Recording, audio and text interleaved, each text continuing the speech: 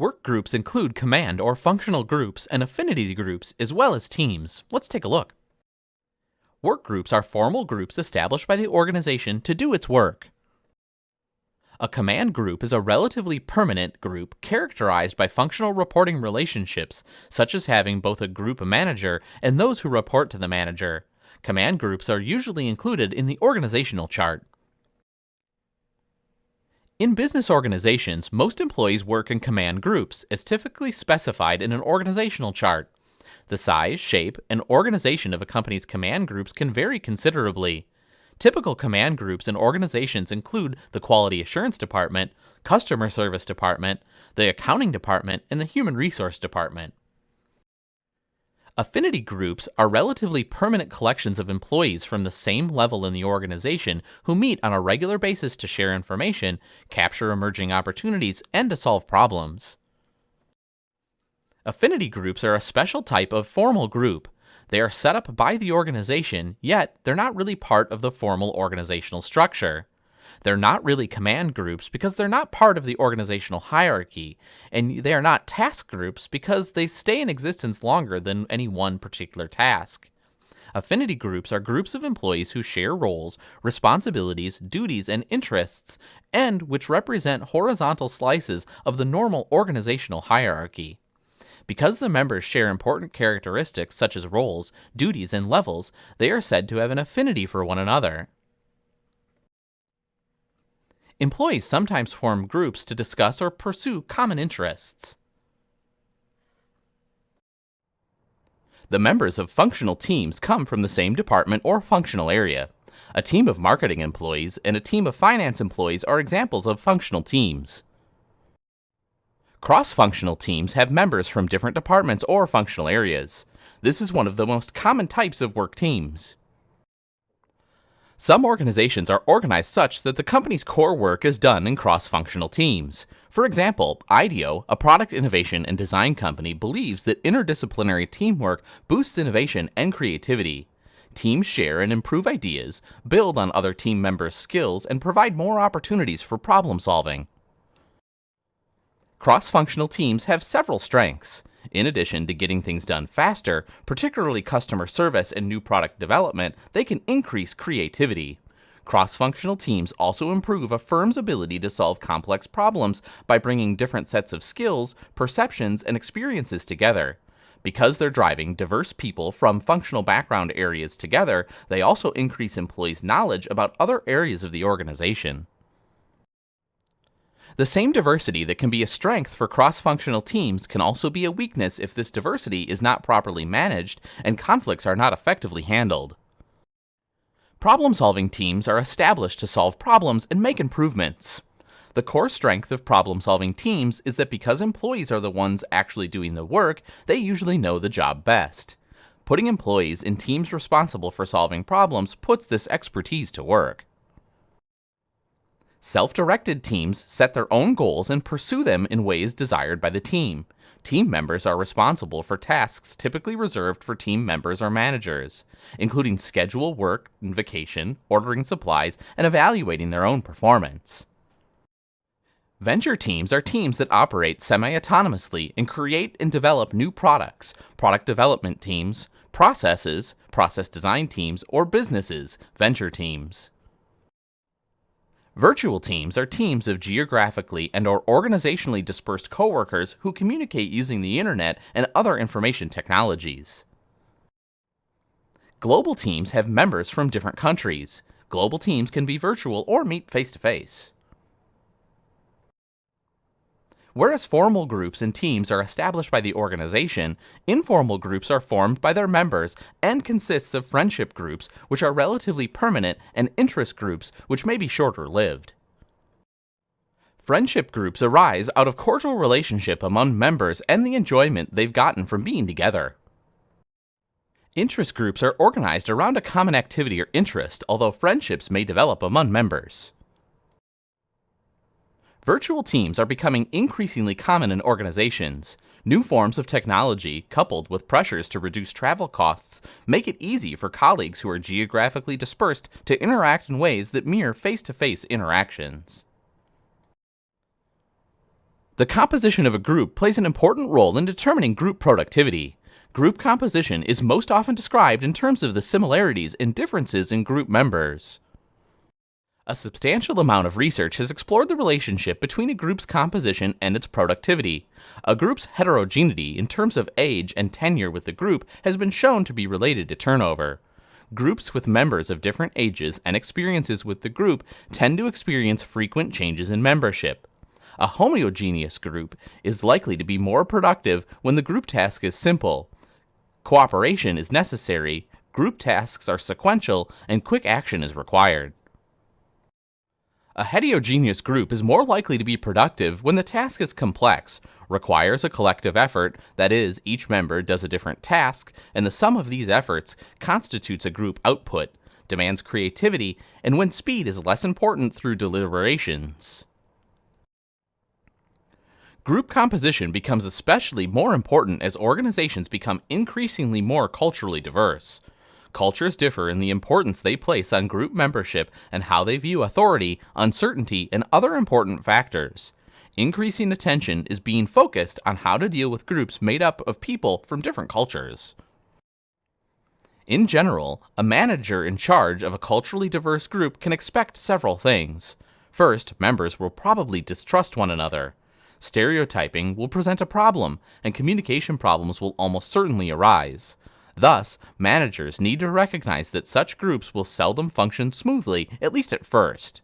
Managers may therefore need to spend more time helping a culturally diverse group through the rough spots as it matures, and they should allow a longer than normal time before expecting it to carry out its assigned task. A group can have as few as 2 members or as many members as can interact and influence with one another. Group size, the number of people in the group, can have an important effect on performance. Social loafing is the tendency of some group members not to put forth as much effort in a group situation as they would working alone. The most effective size of a group is determined by the group members' ability to interact and influence with each other effectively. The need for interaction is affected by the maturity of the group, of the tasks of the group, and the maturity of individual members, and the ability of a group leader or manager to manage the communication, potential conflicts, and task activities. In some situations, the most effective group size is 3 or 4. Other groups can function effectively with 15 or more members. A norm is a standard against which appropriateness of behavior is judged. Thus, norms determine the behavior expected in certain situations. Norms result from the combination of members' personality characteristics, the situation, the task, and the historical traditions of the group. Norms serve 4 purposes in organizations. First, they help the group survive. Second, they simplify and make more predictive the behaviors expected of group members. Third, norms help the group avoid embarrassing situations. And finally, norms express the central values of the group and identify the group to others. Group cohesiveness is the extent to which a group is committed to remaining together. It results from forces acting on the members to remain in the group. The forces that create cohesiveness and attraction to the group, resistance to leaving the group, and motivation to remain a member of the group. Cohesiveness may also be a primary factor in the development of certain problems for decision-making groups. An example is groupthink, which occurs when a group's overriding concern is a unanimous decision rather than critical analysis of alternatives. The best combination is for the group to be cohesive and for the group goals to be congruent with the organization's goals. Because friendship and interest groups are formed by the members themselves, however, any formal leader must be elected or designated by the members. Although some groups do designate such a leader, a softball team may elect a captain, for example, many do not. Moreover, even when a formal leader is assigned, the group or team may also look to others for leadership. An informal leader is a person who engages in leadership activities, but whose right to do so has not been formally recognized. The formal leader and the informal leader in any given group or team may be the same person, or they might be different people. Is informal leadership desirable?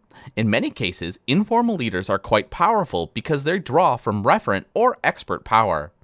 When they're working in the best interests of the organization, they can be a tremendous asset.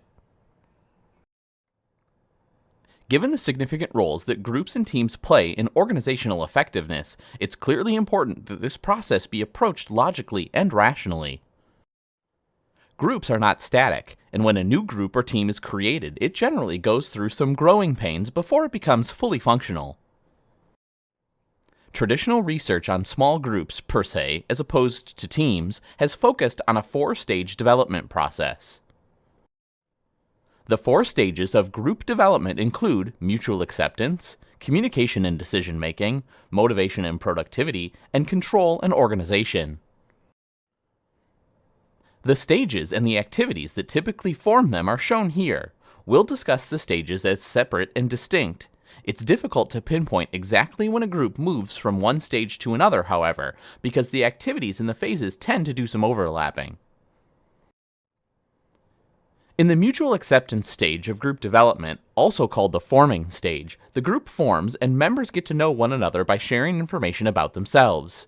If the members do happen to know one another already, this stage may be brief, but it's unlikely to be skipped altogether because a new group has a new purpose. The group progresses to the communication and decision-making stage, also called the storming stage, once group members have begun to accept one another. People may show more tolerance for opposing viewpoints and explore different ideas to bring about a reasonable solution or decision. The membership usually begins to develop norms of behavior during this stage. Members discuss and eventually agree on group's goals. They are assigned roles and tasks to accomplish the goal. In the next stage, motivation and productivity, also called the norming stage, the emphasis shifts away from personal concerns and viewpoints to activities that will benefit the group. Members perform their assigned tasks, cooperate with each other, and help others accomplish their goals. The members are highly motivated and may carry out their tasks creatively. In this stage, the group is accomplishing its work and moving towards the final stage of development. In the final stage, control and organization, also called the performing stage, the group works effectively towards accomplishing its goals. Tasks are assigned by mutual agreement and according to ability. In a mature group, the members' activities are relatively spontaneous and flexible rather than subject to rigid structural restraints. Mature groups evaluate their activities and potential outcomes and take corrective actions if necessary. The characteristics of flexibility, spontaneity, and self-correction are very important if the group is to remain productive over extended periods of time. Not all groups, however, go through all 4 stages. Some groups disband before reaching the final stage. Other fails to complete the stage before moving to the next. Although these stages are not separate and distinct in all groups, many groups make fairly predictable transitions in activities at about the midpoint of the period available to complete the task. Process gain refers to the performance improvements that occur because people work together rather than independently. Process gain is the goal of working in teams, people working together doing more and doing it better than would be possible working alone. Unfortunately, many teams do not realize process gain and instead experience process loss. Process loss occurs when a team of people working in a group or a team performs worse than individual members would have worked alone. Process loss can be reduced by making clear roles and task assignments and not tolerating free riders. Free riders do not contribute because they rely on the work of others. Paying attention to how a team does its work can help you to identify and remedy many of the factors contributing to process loss. One useful technique for promoting process gains is to develop and promote team efficacy. Team efficacy is a team's shared belief that it can organize and execute the behaviors necessary to reach its goals. Members of a highly cohesive team are motivated to stay in the team, contribute as much as they can, and conform to team norms. Because members of teams that lack cohesiveness are not strongly committed to the team and its goals and do not contribute to their full potential, team performance is compromised. Therefore, managers of new groups and teams should strive to promote cohesiveness. Managers should also try to build trust among team members. Trust is our confidence that other people will honor their commitments, especially when it's difficult to monitor or observe other people's behavior.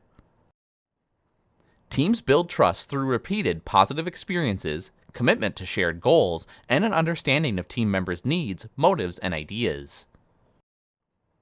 Because the lack of trust in a team can undermine any team activity, building trust is an important managerial task. Managers should also try to prevent social loafing. Indeed, social loafing is a primary cause of process loss. Social loafing often occurs because team members feel that their individual contributions will not be evaluated, or because they expect others in the team to do tasks that they choose not to do. An opposite behavior occurs when people actually work harder and are more motivated when others are present than when they're working alone. Social facilitation happens when people are motivated to look good to others and want to maintain a positive self-image. It happens when people are working alone, but the presence of an audience exists. People sometimes increase their effort when working in a group simply because others are present or because of the evaluation apprehension they might have. Keeping the team size small, clarifying what the team expects each member to do, and making individual contributions to the team identifiable can help reduce social loafing and encourage social facilitation. In addition, managers should establish clear roles. Roles define the behaviors and tasks each team member is expected to perform because of the position they hold. One of the primary outcomes of the process of group and team development is the establishment of clear roles in the team. Understanding what your teammates expect you to do and what you expect your teammates to do reduces conflict and enables smooth team performance. Making team roles and expectations clear helps reduce process loss. It also is important to establish positive norms. By helping team members know what's expected of each other, norms help to ensure high performance. An example of a positive team norm is arriving to meetings prepared and on time and participating fully.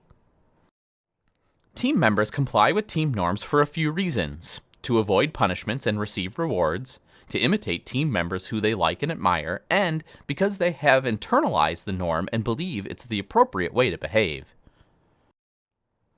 When possible, managers should create shared team goals and provide feedback. High-performing teams have clear and challenging goals that all team members are committed to, and create sub-goals and milestones against which they measure themselves.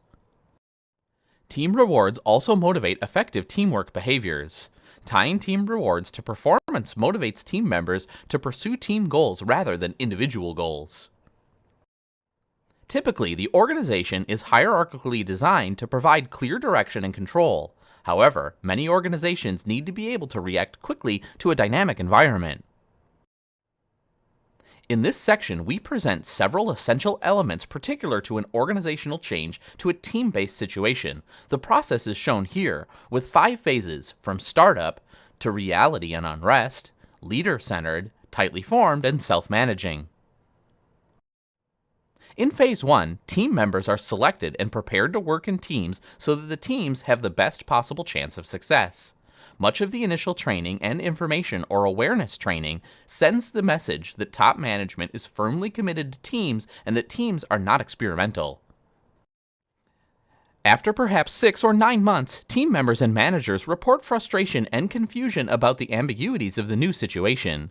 For employees, unfamiliar tasks, more responsibility, and worry about job security replace the hope for opportunities presented by the new approach.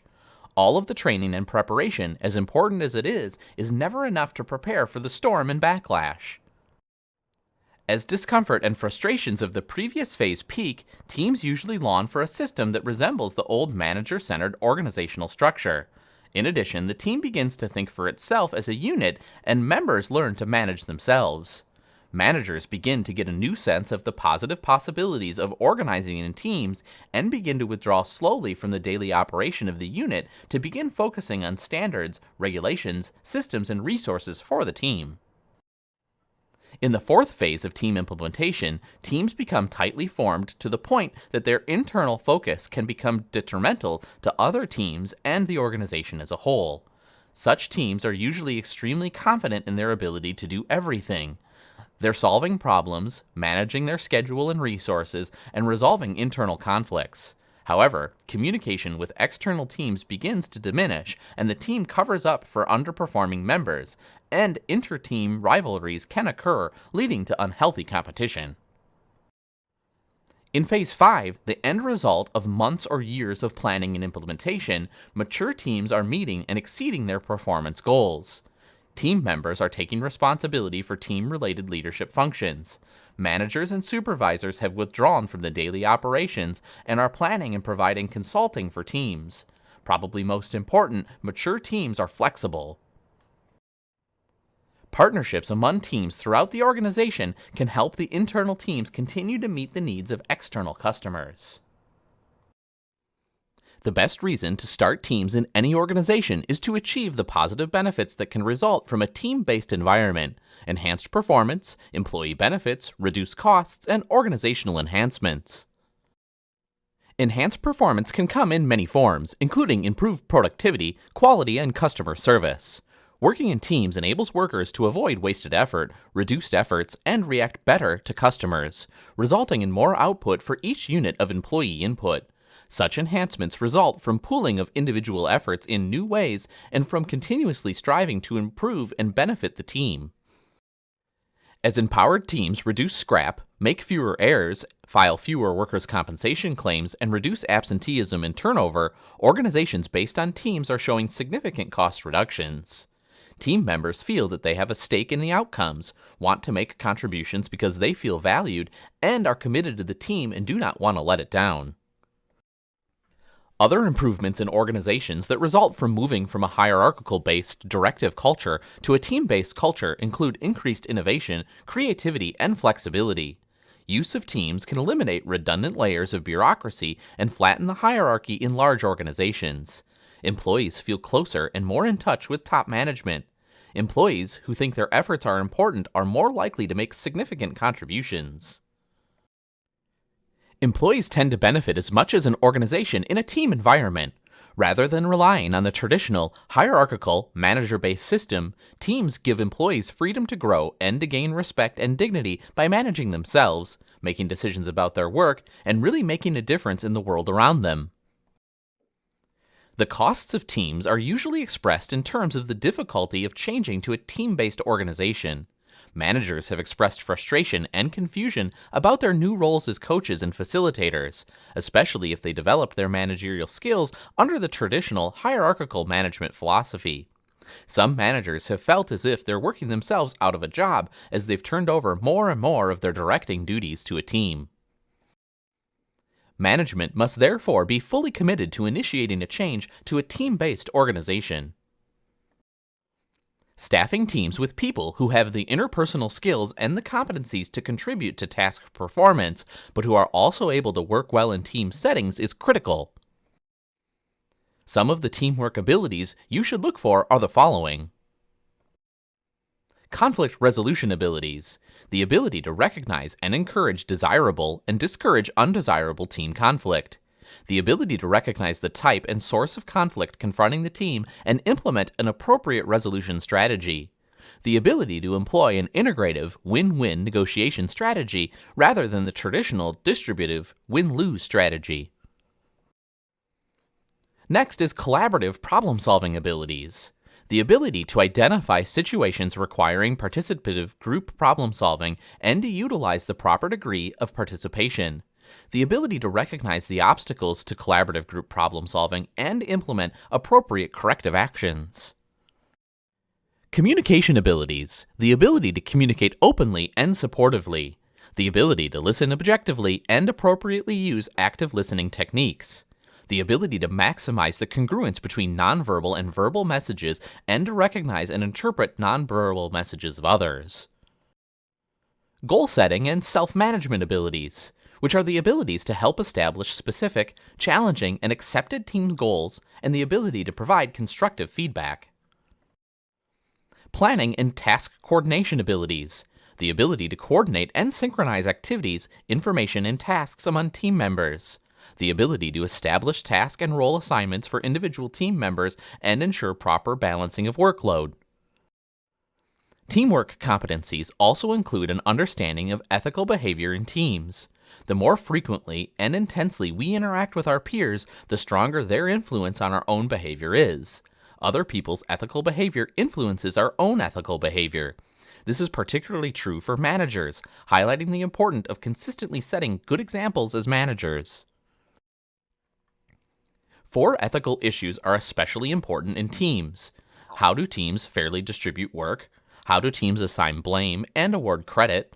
How do teams ensure participation, resolve conflict, and make decisions? And how do teams avoid deception and corruption? A team contract is a written agreement among team members establishing ground rules about the team's processes, roles, and accountabilities. Team members must communicate and negotiate in order to identify the quality of work they wish to achieve, how decisions will be made, and the level of participation and individual accountability they feel comfortable with. Diversity can be a source of creativity and innovation and can create a competitive advantage and improve a team's decision-making. Innovative organizations intentionally use diverse teams to solve problems.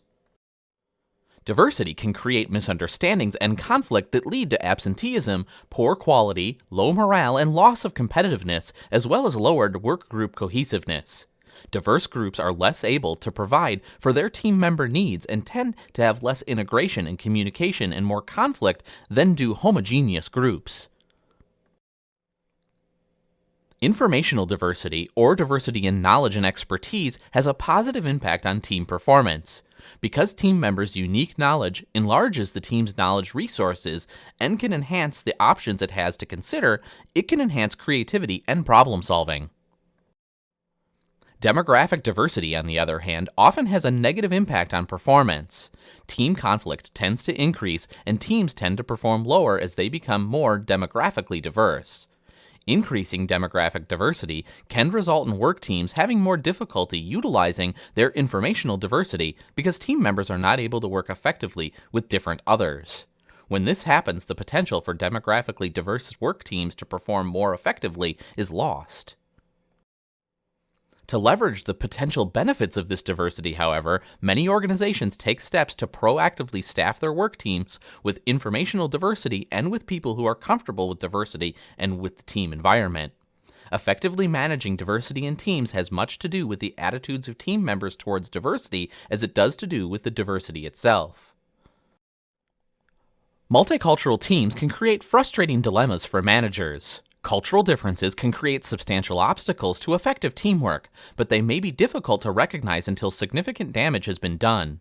It is easy to assume that challenges in multicultural teams are just due to differing communication styles, but differing attitudes towards hierarchy and authority and conflicting norms for decision-making can also create barriers to a multicultural team's ultimate success. Multicultural teams are important emerging areas of teamwork and are relevant to most organizations today. Managers should strive to understand how they most effectively use 2 kinds of teams to realize the benefits of diversity for their organization.